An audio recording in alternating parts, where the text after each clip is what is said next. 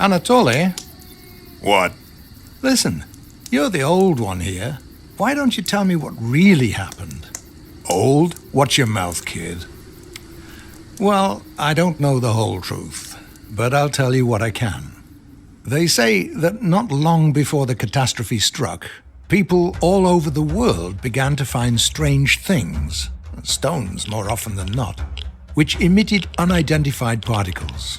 As for where these things came from, nobody could say for certain. A theory almost immediately emerged that it was this radiation that led to animals mutating. An international organization was formed, as was oh so fashionable back then, the so-called Worldwide Scientific Council.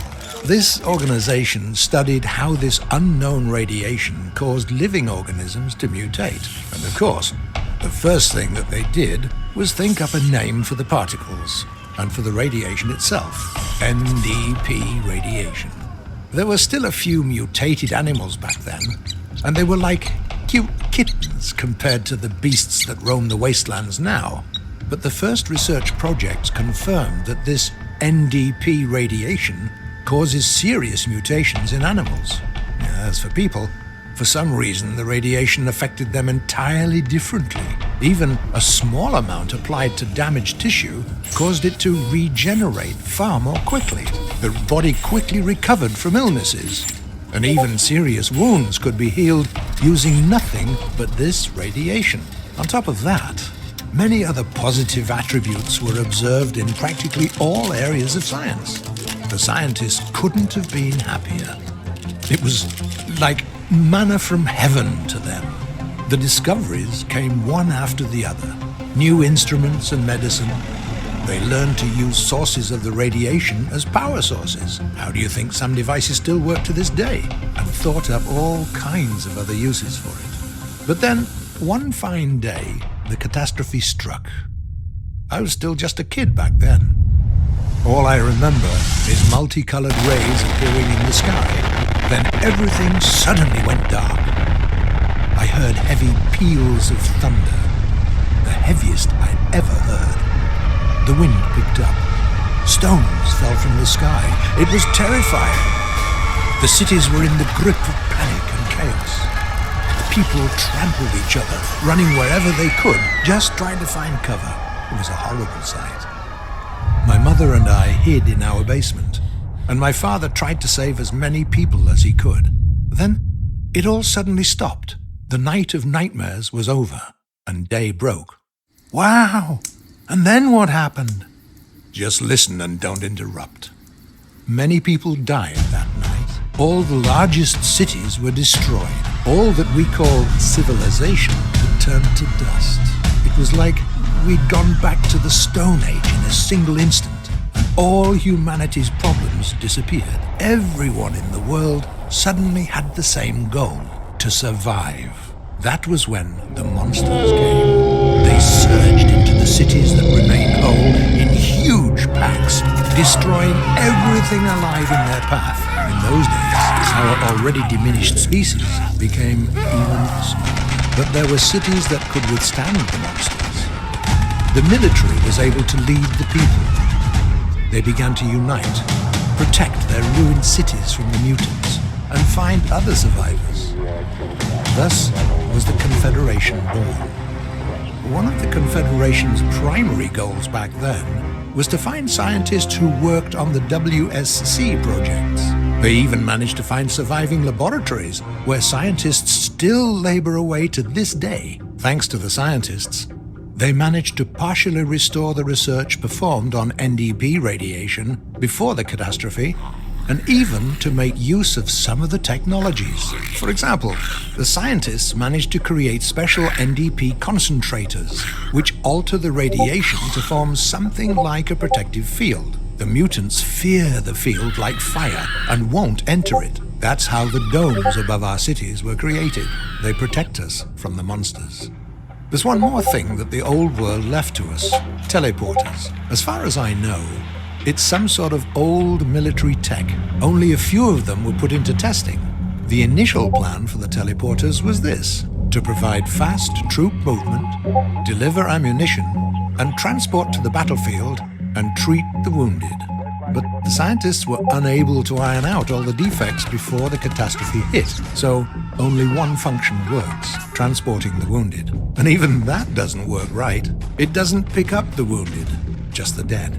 And not everywhere. Only in a zone of reliable reception, and even the transportation process itself is a big gamble. You're lucky if something is just missing from your backpack after you teleport.